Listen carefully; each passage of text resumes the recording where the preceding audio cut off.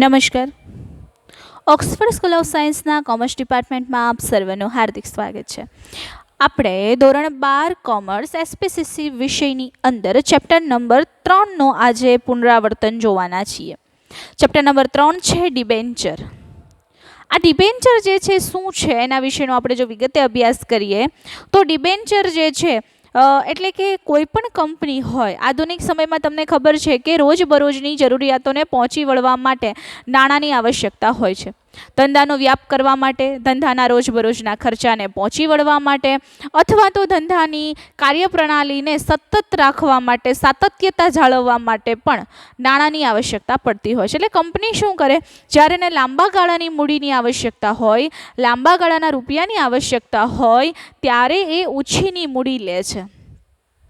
જે જનતા પાસેથી ઓછીની મૂડી લે છે એને ડિબેન્ચર કહેવામાં આવે છે. એટલે સાદી ભાષામાં ડિબેન્ચર એ શું છે તો કે ઓછીની મૂડી છે. ઓછીની મૂડી છે. ઓછીની મૂડી આપણે લઈએ છીએ એટલે ડિબેન્ચર જે આપણે લે છે એને આપણે ઋણપત્રક પણ કહીએ છીએ. ઋણપત્રક એટલા માટે કહેવામાં આવે છે કારણ કે એ કંપનીના દેવાનો સ્વીકાર કરતો દસ્તાવેજ છે. દેવાનો સ્વીકાર કરતો દસ્તાવેજ છે. જ્યારે પણ લાંબા ગાળાની મૂડીની આવશ્યકતા હોય ત્યારે ઓછીની મૂડી મંગાવે છે અને બદલામાં જે વ્યક્તિ છે જે ડિબેન્ચર ધારણ કરે છે એને કંપનીના દેવાનો સ્વીકાર કરતો દસ્તાવેજ આપે છે, જેને ઋણપત્રક કહેવામાં આવે છે. જ્યારે કંપનીનું વિસર્જન થાય, આ જે છે કંપનીના દેવાનો સ્વીકાર કરતો દસ્તાવેજ છે. એટલે કે ડિબેન્ચર જે ધારણ કરે છે, ડિબેન્ચર ધારક અથવા તો ડિબેન્ચર હોલ્ડર, ડિબેન્ચર હોલ્ડર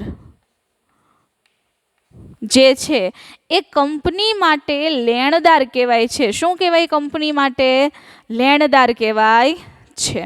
એટલે કે કંપનીની ઓછીની મૂડી અને ડિબેન્ચર કહેવાય. એનું ઋણપત્રક એટલે કે દેવાનો સ્વીકાર કરતો દસ્તાવેજ એટલે ડિબેન્ચર, અને ડિબેન્ચર ધારક એટલે કે ડિબેન્ચર હોલ્ડર એ કંપનીનો લેણદાર ગણાય છે. જેના બદલામાં એને નિશ્ચિત દરે વ્યાજ ચૂકવવામાં આવે છે. શું કરવામાં આવે છે? નિશ્ચિત દરે વ્યાજ ચૂકવવામાં આવે છે. હવે જ્યારે નિશ્ચિત દરે એને વ્યાજ ચૂકવતું હોય એટલે કંપનીનું વિસર્જન થાય કે કંપની ફડચામાં જાય.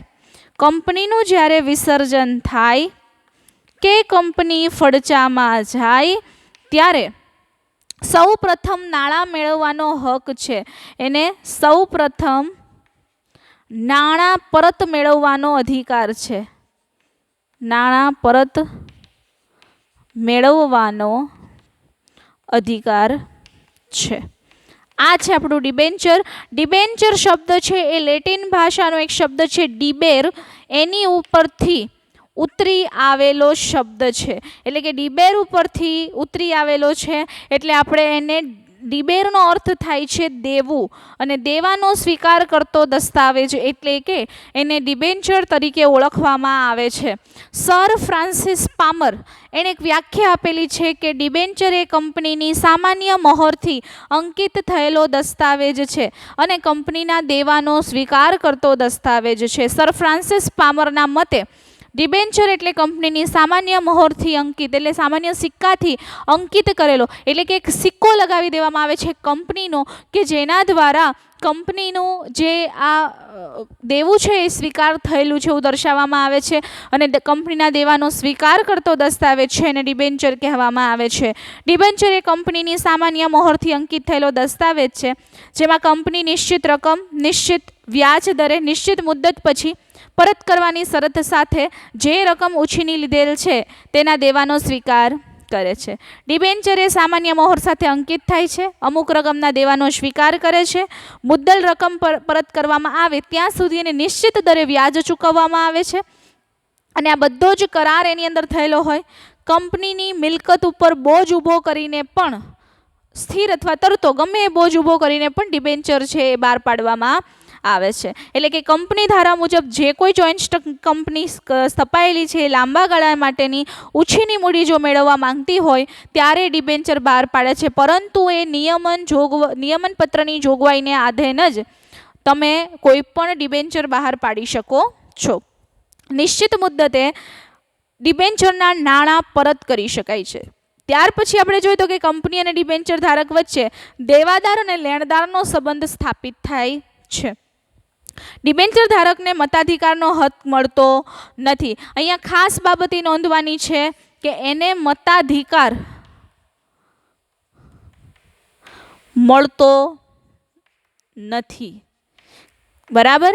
એ કંપનીના સંચાલનમાં પણ ભાગ લઈ શકતા, કંપનીના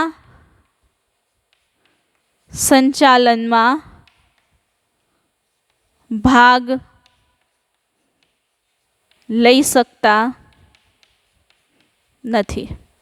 કંપનીના કોઈ પણ સંચાલનની અંદર એ ભાગ લઈ શકતા નથી. સાથે આપણે વાત કરીએ તો એના હિતોના રક્ષણ માટે ડિબેન્ચર ટ્રસ્ટી નિમી શકે છે. તેમના હિતોના, ડિબેન્ચર હોલ્ડરોના હિતોના રક્ષણ માટે ડિબેન્ચર ટ્રસ્ટી એટલે એ ડિબેન્ચર હોલ્ડરો જે છે એની એક સભા થાય, એ સભામાં એમાંથી જ કોઈ વ્યક્તિને એનો ટ્રસ્ટી નિમવામાં આવે છે. એટલે કે ડિબેન્ચર ટ્રસ્ટી નિમવામાં આવે છે. કોઈ પણ ડિબેન્ચર હોલ્ડર છે એના હકોના અથવા હિતના રક્ષણ માટે ટ્રસ્ટી નિમી શકે છે. કંપની ફડચામાં જાય અને મિલકતો વેચાય એટલે સૌથી પહેલી એના ડિબેન્ચર હોલ્ડરોને એનો નાણાં મેળવવાનો હક આપવામાં આવે છે. અત્યારે આરકોમ કંપની ફડચામાં ચાલે છે. લક્ષ્મી મિત્તલના જે ભાઈ છે, નાના ભાઈ, એની કંપની જે છે એ પણ ફડચામાં ચાલે છે. તો એ જે બધી કંપનીઓ ફડચામાં જાય છે એટલે શું થાય તો કે એને દેવું થઈ જાય ને દેવું ભરપાઈ ન કરી શકે એટલે નાદારી નોંધાવે કોર્ટની અંદર કે મારી પાસે એક પણ રૂપિયો નથી, બરાબર, મારી પાસે જેમ થશે એમ હું એને રૂપિયા આપીશ. એટલે એમ કરીને ઇન્સોલ્વન્સી જાહેર કરે એટલે કે નાદારી જાહેર કરે. જ્યારે વ્યક્તિ નાદાર જાહેર થાય છે ત્યારે એની મિલકતો વેચાય છે. મિલકતો વેચાઈ જાય, હરાજી થાય એટલે કે ઓક્શન થાય, એનું હરાજી થાય અને પછી જ્યારે નાણાં મળે એટલે સૌથી પહેલો હક ડિબેન્ચર હોલ્ડરને આપવામાં આવે છે. એટલે કે આને કહેવાય ડિબેન્ચર. ડિબેન્ચરમાં ફરીથી જોઈએ તો કે ઉછીની મૂડી છે, ઋણપત્રક છે, દેવાનો સ્વીકાર કરતો દસ્તાવેજ છે, કંપનીની મોહરથી એને અંકિત કરેલો હોય છે. ડિબેન્ચર ધારક અથવા તો ડિબેન્ચર હોલ્ડર જે છે એ કંપનીનો લેણદાર છે અને કંપની દેવાદાર છે. એટલે કંપની અને ડિબેન્ચર હોલ્ડરની વચ્ચે લેણદાર અને દેવાદારનો સંબંધ પ્રસ્થાપિત થાય છે. નિશ્ચિત દરે ડિબેન્ચર ઉપર વ્યાજ ચૂકવવામાં આવે છે. વિસર્જન અથવા ફડચાના સમયે જ્યારે કંપની વિસર્જન પામે કે ફડચામાં જાય ત્યારે સૌથી પહેલાં નાણાં પરત મેળવવાનો એને અધિકાર આપવામાં આવ્યો છે. ડિબેર એટલે એનો અર્થ દેવું એવો થાય છે. મતાધિકારનો એમને પ્રાપ્ત થતો નથી હક, કંપનીના સંચાલનમાં ભાગ લઈ શકાતો નથી અને હિતોના રક્ષણ માટે ડિબેન્ચર ટ્રસ્ટી નિમવામાં આવે છે. એટલે વિદ્યાર્થી મિત્રો, આ છે આપણા જે ડિબેન્ચર અંગેની આપણે વાત જે કરી એમાં લખો તમારી નોટબુકમાં. તમને ડિબેન્ચરના કદાચ ટૂંક નોંધ પૂછાય અથવા એના વિશે લખાય તો આટલી બાબત આવડવી જોઈએ. ડિબેન્ચર એટલે ઉછીની મૂડી. ડિબેન્ચર એટલે ઉછીની મૂડી.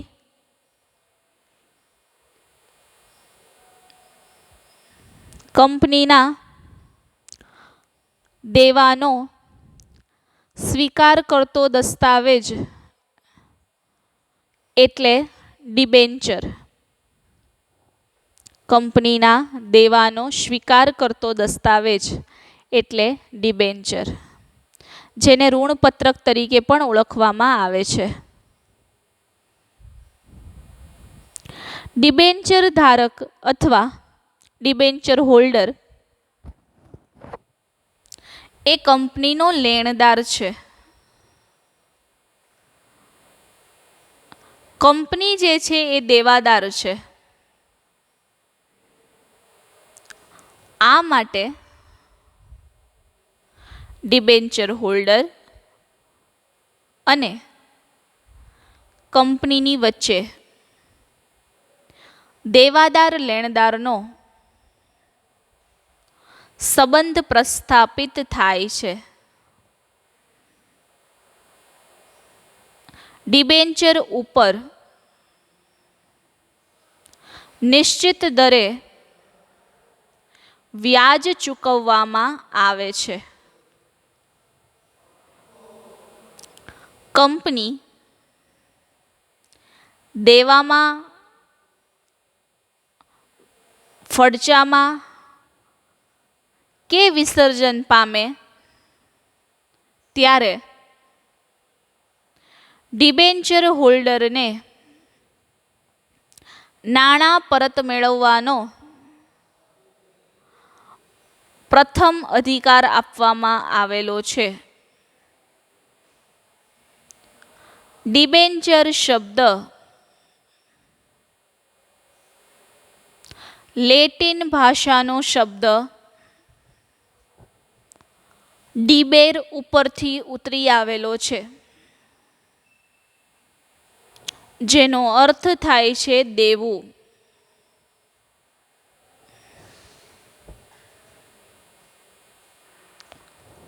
ડિબેન્ચર હોલ્ડરને મતાધિકાર મળતો નથી.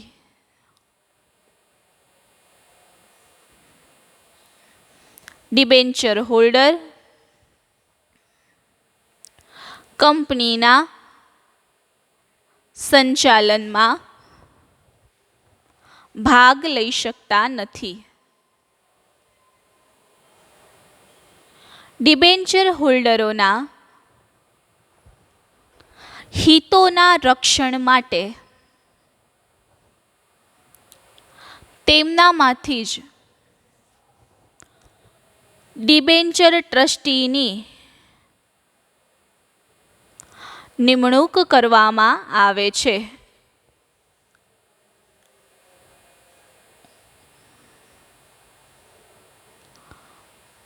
સર ફ્રાન્સિસ પામરના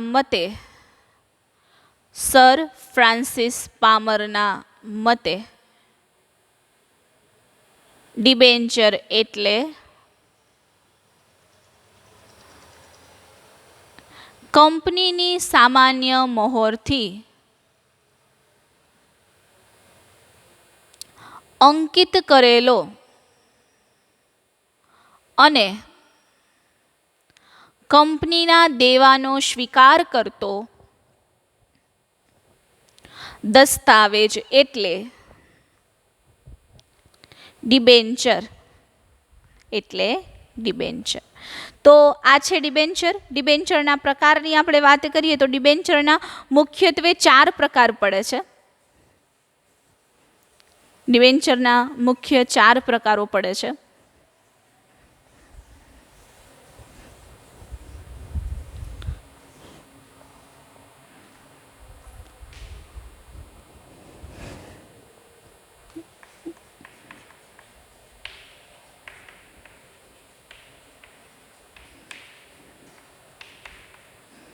ડિબેન્ચરના પ્રકાર 4 પ્રકાર પડે છે. જો પહેલા ડિબેન્ચરની વાત કરવામાં આવે તો મોર્ટગેજ ડિબેન્ચર એટલે કે ગીરો ડિબેન્ચર.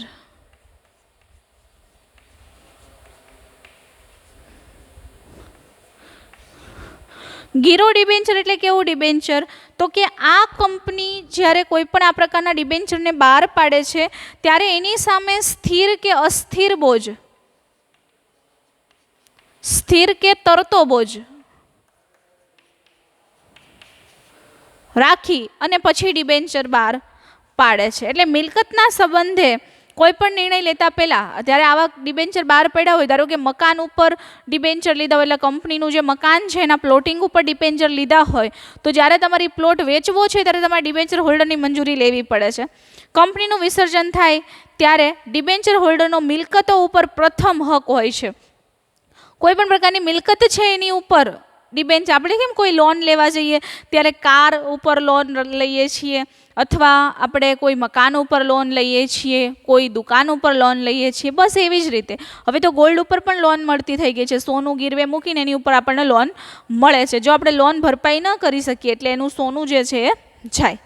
તો આવી રીતે જ્યારે કંપની ડિબેન્ચર બહાર પાડે છે ત્યારે કોઈ વસ્તુ ગીરવે મૂકે છે, ગીરો એટલે ગીરવે મૂકે છે, અને એની ઉપર બોજ એટલે કે આવો તરતો બોજ મૂકી જો એને ડિબેન્ચરના પૈસા પાછા ન આપે તો એ ડિબેન્ચર હોલ્ડરો બધા ભેગા થઈ અને એ વસ્તુ વેચી અને પછી એમાંથી રૂપિયા મેળવી શકે, એટલે કે અને ગીરો ડિબેન્ચર કહેવાય છે.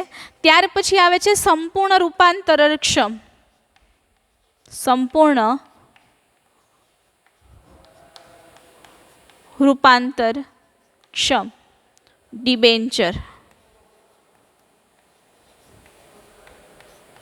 ફુલ્લી કન્વર્ટિબલ ડિબેન્ચર FCD, એટલે કે અમુક નિશ્ચિત સમય માટે ડિબેન્ચર લીધા હોય, 4 વર્ષ માટે, 5 વર્ષ માટે, 10 વર્ષ માટે, એવી રીતે ડિબેન્ચર લેવામાં આવે છે. જ્યારે ડિબેન્ચરની નિશ્ચિત મુદત પૂરી થાય ત્યાર પછી એ જેટલા ડિબેન્ચર છે બધા ડિબેન્ચરનું શેમાં રૂપાંતર થાય? ઇક્વિટી શેરમાં, એટલે કે જે કંપનીના લેણદાર છે એ કંપનીના માલિક બની જાય છે. જે સંચાલનમાં ભાગ નહોતા લઈ શકતા એ પછી સંચાલનમાં ભાગ લેવા માંડે, એટલે કે સંપૂર્ણ રૂપાંતરક્ષમ કે એનું ઇક્વિટી શેરની અંદર રૂપાંતર થઈ જાય છે, લેણદાર મટી અને માલિકો બને છે, કંપનીના સંચાલનમાં ભાગ લે છે અને એને વિશેષ હક પ્રાપ્ત થાય છે. ત્યાર પછીની વાત કરીએ તો કે અંશતઃ રૂપાંતરણક્ષમ ડિબેન્ચર, અંશતઃ રૂપાંતરણક્ષમ ડિબેન્ચર એટલે કે PCD, પાર્ટલી કન્વર્ટિબલ ડિબેન્ચર. PCD એટલે કે અમુક ભાગ પાડેલા હોય, 50% છે એ ડિબેન્ચર પાછા આપવાના અને 50%ના ઇક્વિટી શેર, એટલે કે નિશ્ચિત મુદત પૂરી થાય ડિબેન્ચરની ત્યારે એમાં પાર્ટ પડી જાય છે, જેને આપણે પાર્ટલી કન્વર્ટિબલ ડિબેન્ચર તરીકે ઓળખીએ છીએ. અને ત્યાર પછીની વાત કરીએ તો કે બિન રૂપાંતરણક્ષમ ડિબેન્ચર, બિન રૂપાંતરણક્ષમ ડિબેન્ચર એટલે કે નોન કન્વર્ટિબલ ડિબેન્ચર NCD. તો આ છે આપણા ડિબેન્ચરના પ્રકાર. ત્યાર પછી આપણે જોયું તો ડિબેન્ચર બહાર પાડવાની વિધિ, તો કે ભારતીય કંપનીમાં ડિબેન્ચર બહાર પાડવા માટેની ખાસ જોગવાઈ કરવામાં આવેલી છે. એક ચોક્કસ વિધિને, એક ચોક્કસ પ્રક્રિયાને આપણે એનું અનુસરણ કરવું પડે છે, જેના અંતર્ગત વાત કરીએ તો સૌથી પહેલાં ડિરેક્ટર મંડળની સભામાં ઠરાવ પસાર થાય કે હવે આપણે ડિબેન્ચર બહાર પાડવા છે. કેવા પ્રકારના ડિબેન્ચર બહાર પાડવા છે? ગીરો ડિબેન્ચર બહાર પાડવા છે, સંપૂર્ણ રૂપાંતરણક્ષમ બહાર પાડવા છે, અંતઃ રૂપાંતરણક્ષમ બહાર પાડવા છે કે બિન રૂપાંતરણક્ષમ બહાર પાડવા છે. તો જે ડિબેન્ચર જે પ્રકારના બહાર પાડવાના હોય એની ડિરેક્ટર સભાની અંદર ઠરાવ પસાર થાય. ત્યાર પછી કંપનીની સામાન્ય સભામાં ડિબેન્ચર અંગેનો નિર્ણય લેવામાં આવે છે.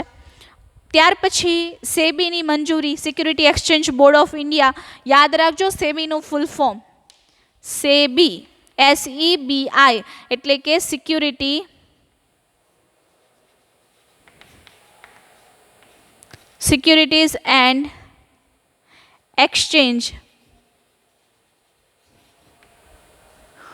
બોર્ડ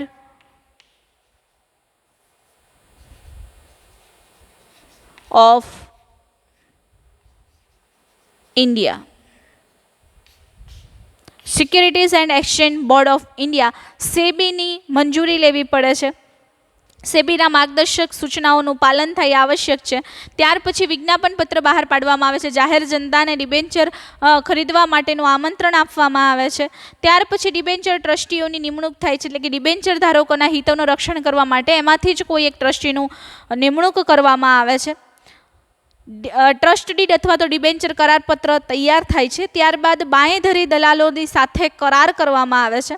ત્યારબાદ શેડ્યુલ્ડ બેંકમાં ખાતું ખોલાવવામાં આવે છે. ડિબેન્ચરની અરજી સ્વીકારાય અને નાણાં સ્વીકારવા માટે એક ત્રાહિત બેંક એટલે કે શેડ્યુલ્ડ બેંક જે છે એમાં ખાતું ખોલાવવાની અરજી કરવી પડે છે. શેર બજારમાં નોંધણી થાય છે, એટલે કે એનું લિસ્ટિંગ થાય છે.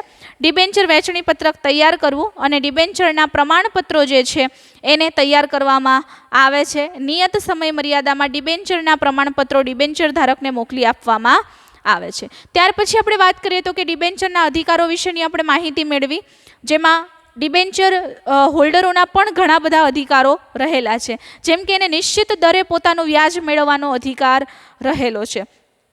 સમય મર્યાદા પૂરી થતાં ડિબેન્ચરની જેવી સમય મર્યાદા પૂરી થાય એટલે એને નાણાં પરત મેળવવાનો અધિકાર છે. કંપનીની રજિસ્ટર ઓફિસે રાખવામાં આવેલા દસ્તાવેજો છે કંપનીના, એનો અભ્યાસ કરવાની, એની તપાસ અને એની નકલ મેળવવાનો અધિકાર છે. રજિસ્ટર ઓફિસે જરૂરી ફી ભરી અને સાચી માહિતી મેળવવાનો અધિકાર આપેલો છે. કંપની ડિબેન્ચર ધારકો સાથે ટ્રસ્ટ ડીડ અથવા ટ્રસ્ટ કરાર કરે તે જોગવાઈ મુજબ આ કામગીરી થાય છે કે નહીં એની જાણકારી મેળવવાનો અધિકાર છે. ડિબેન્ચર હોલ્ડરોને એના હિતોનું રક્ષણ કરવા માટે અને ડિબેન્ચર ટ્રસ્ટીની નિમણૂક કરવાનો અધિકાર આપવામાં આવેલો છે. અને ડિબેન્ચર ટ્રસ્ટીને કોઈ પણ નિર્ણય કરતા પહેલાં એને વિશ્વાસમાં લેવો જરૂરી છે. કંપનીના સંચાલકો ડિબેન્ચર હોલ્ડરને અસર કરતા જો કોઈ નિર્ણયો લે તો એની પહેલાં ડિબેન્ચરના જે ટ્રસ્ટીઓ છે એની સાથે મિટિંગ કરવી પડે. કંપનીની મિલકતગીરી અથવા જામીન આપેલી હોય કે ગીરો હોય તો ટ્રસ્ટ ડીડમાં કરેલી જોગવાઈ પ્રમાણે એ મિલકતની સલામતી એ જોવાનું કાર્ય જે છે એ કોઈ પણ કંપનીનું રહેલું છે. કંપનીએ કોઈ પણ જામીનગીરી પેટે આપેલ મિલકતની જોગવાઈનો ભંગ કરે કે શરતોનું પાલન ન કરે તો કાયદેસરની કાર્યવાહી કરવાનો પણ એને અધિકાર પ્રાપ્ત થયો છે. સમયાંતરે કંપનીની પ્રગતિ કે વિકાસની માહિતી મેળવવાનો અધિકાર છે અને કંપની વિસર્જન સમયે પોતાના નાણાંને અગ્રતા ક્રમે પરત મેળવવાનો અધિકાર ધરાવે છે. તો વિદ્યાર્થી મિત્રો, ખાસ તમારે એક બાબતને નોંધ કરવાની છે કે ડિબેન્ચરના જે આ 4 પ્રકાર છે એને તમારે યાદ રાખવાના છે. આ 4 પ્રકાર તમને પરીક્ષાઓમાં પૂછાઈ શકે એવા છે. ત્યાર પછી ડિબેન્ચર ટ્રસ્ટ ડીડ વિશેની આપણે માહિતી મેળવી હતી કે ડિબેન્ચર ટ્રસ્ટ ડીડમાં કઈ કઈ માહિતીનો સમાવેશ થાય, ડિબેન્ચર ટ્રસ્ટ ડીડે ફોર્મ 12 કેવી રીતે ભરવું, એમાં કઈ માહિતી હોય તો કે કંપનીની માહિતી હોય, પ્રાથમિક ડિબેન્ચર ઇસ્યુની વિગત હોય, જામીનગીરી અથવા ગીરો મૂકેલ ડિબેન્ચર હોય તો એની વિગત હોય, ડિબેન્ચર ટ્રસ્ટીની નિમણૂકની વિગતો હોય છે, જવાબદારી નિભાવવા માટેની કસૂર જે ઘટનાઓ છે એની હોય, કંપનીને બંધન કરતા શરતો અને જોગવાઈની માહિતી હોય, અન્ય બાબતોની અંદર ટ્રસ્ટ ડીડમાં શરતમાં જો કાંઈ ફેરફાર કર્યો હોય તો એની વિગત આવે, ટ્રસ્ટ ડીડની સ્ટેમ્પ ડ્યુટી ચૂકવવા માટે કંપની જવાબદાર બને છે. અને ત્રીજું કે ડિબેન્ચર ધારકોની સભાની અંદર કોઈ ફરિયાદ હોય કે વાંધા હોય તો એ વાંધા અરજીઓનું નિરાકરણ લાવવાની આ બધી જ બાબતો ટ્રસ્ટ ડીડમાં લખેલી હોય છે. ત્યાર પછી આપણે જોયું ડિબેન્ચર ફેરબદલીની વિધિ, procedure of the transfer of debenture. તો એ કેવી પ્રોસિજર છે એના વિશેની વાત કરીએ તો ફેરબદલી કરવા માટે એક નિર્ધારિત ફોર્મ નક્કી કરેલું હોય. જો તમારે ડિબેન્ચરમાં કંઈક ફેરબદલી કરવી હોય, બીજાના નામે ડિબેન્ચર કરવા હોય, જેમ શેર કેમ તમે ટ્રાન્સફર કરી શકો છો એ રીતે ડિબેન્ચર પણ ટ્રાન્સફર થાય છે, જેમાં નિર્ધારિત કરેલું ફોર્મ મેળવવાનું છે, એની જરૂરી વિગત લખવાની છે. વેચનાર અને ખરીદનાર બંને પક્ષકારના નામ હોય, સરનામા હોય, ડિબેન્ચરની વિગત હોય, પ્રમાણપત્ર નંબર હોય, ક્રમ હોય, ડિબેન્ચરની સંખ્યા અને ડિબેન્ચરની કિંમતની વિગતો દર્શાવવામાં આવે છે. બંને પક્ષકારોની સહી પણ છેલ્લે કરવી પડે છે. ડિબેન્ચર વેચનાર પોતે સ્વૈચ્છિક રીતે ડિબેન્ચર વેચે છે એની લેખિત રજૂઆત કરવી પડે છે.